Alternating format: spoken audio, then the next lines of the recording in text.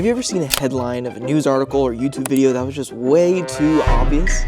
Well, take a look at some of these real-life headlines. Federal agents raid gun shop, find weapons. Well, they weren't looking for weapons. I don't know what they were expecting to find there. Utah Poison Control Center reminds everyone not to take poison. Well, thanks for the tip, Poison Control Center. I don't know about you, but I felt like the skull and crossbones on the label was pretty obvious.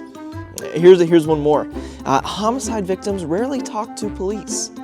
Now, I would be shocked if they did, and I'm sure the police would as well.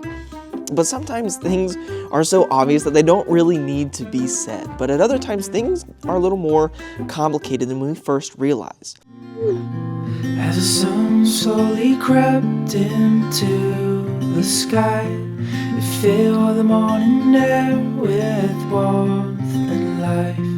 Sounds of birds in harmony, and you there right next to me.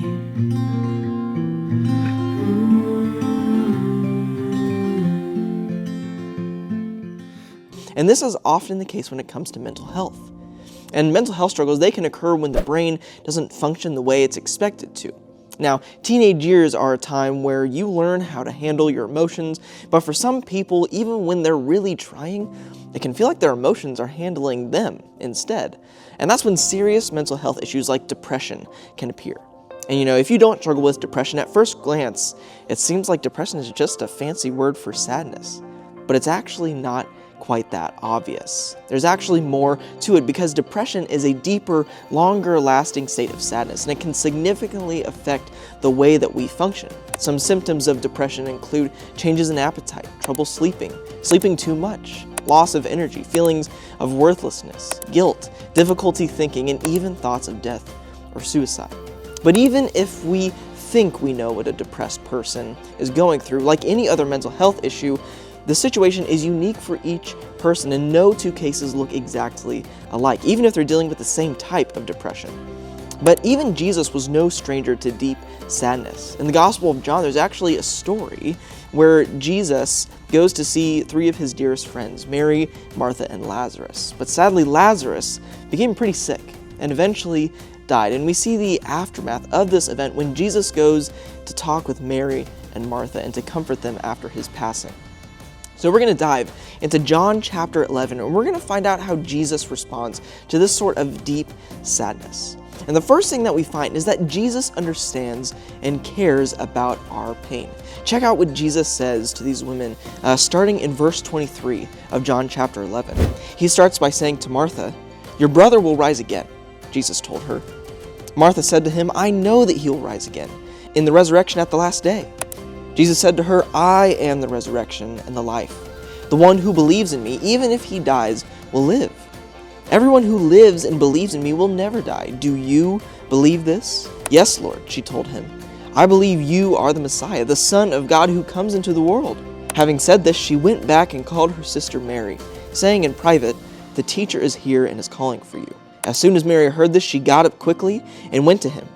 Jesus had not yet come to the village, but was still in the place where Martha had met him. The Jews who were with her in the house consoling her saw that Mary got up quickly and went out. They followed her, supposing that she was going to the tomb to cry there. As soon as Mary came to where Jesus was and saw him, she fell at his feet and told him, "Lord, if you had been here, my brother wouldn't have died." When Jesus saw her crying, and the Jews who had come with her crying, he was deeply moved in his spirit and troubled. "Where have you put him?" he asked. "Lord," they told him, "come and see." Jesus wept. So the Jews said, "See how he loved him."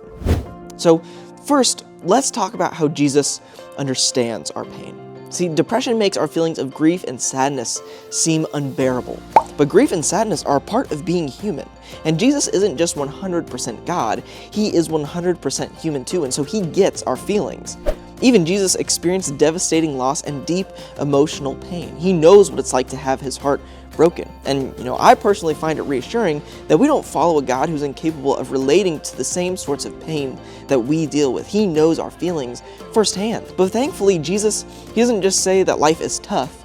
He also says that he wants to give us peace and hope. He tells us that he is the resurrection and the life. See, death is one of the greatest ways the curse of sin in the world reveals itself. But Jesus, being the resurrection and the life, is the solution to the curse of sin and death. And in addition to that, Jesus doesn't just say, life is tough, stinks to be you. Not even close. The story of Lazarus' death shows us that Jesus goes one step further than just understanding our pain. Jesus doesn't just understand our pain, he cares for our pain. In this passage, we see how Jesus sympathizes with those in pain. In verse 35, it says that he even wept because he was so sad to see his friends in such distress. But I'll confess, there have been times in my life where I thought God probably didn't have time to worry about me. God, he has a lot going on. He has a whole universe to take care of. Why is he going to care about me? Maybe you have been there. Maybe you have felt that same way, but I want to tell you that nothing could be further from the truth. Even though it meant enduring the pain of losing a close friend, and even though it meant experiencing his own death eventually on the cross, Jesus chose to become one of us so that he could give us peace when we experience our own trials and sorrows, when we believe in his death and resurrection and follow him with our lives. The only reason Jesus would suffer the way he did is because he cares about you and I so deeply. It is so good to know that God cares so much about us. But the other question is, what can we do? What can we do to help our friends who are struggling through depression? How can we be supportive? Well, we should follow Jesus' example, and we should seek to understand and care for others in pain too. One thing you can do is pray for your friends. There's no doubt that people dealing with mental health issues like depression carry some pretty heavy burdens, but we were not designed to carry those burdens alone. It's important for us to come alongside people in our lives who are struggling with depression and dealing with this sort of weight. One of the best ways that we can help carry the burdens of other people, especially if we don't know what exactly we're supposed to do, is simply by praying for them, because God hears our prayers and he answers them even if we don't know when or how. Another important thing that we can do is be patient. When someone comes to you and they share their pain with you, they have taken a big risk and they're putting a lot of trust in you. But don't break that trust. Don't break that trust by being impatient. For people struggling with depression, healing can take a pretty long time. And just like everyone else, people struggling with depression can have good days and they can have bad days. My encouragement to you is that even if it seems like they're having a good day, don't expect them to suddenly be okay and never have to struggle with depression again. And on the flip side, if they're having a bad day, don't give up on them. Don't just assume that they're going to be like that for the rest of their life. One of the ways that you can be patient, regularly checking in on those people. Ask how they're doing. And when they tell you, don't feel like you suddenly have to fix all their problems. Sometimes what they need most is someone who's just willing to listen without judging them. And here's one more thing you can do to help them out. You can point them towards healing. One of the most difficult things about depression is it can be really isolating. It can cause people to feel like help isn't available or that healing isn't possible, but thankfully neither of those things are true.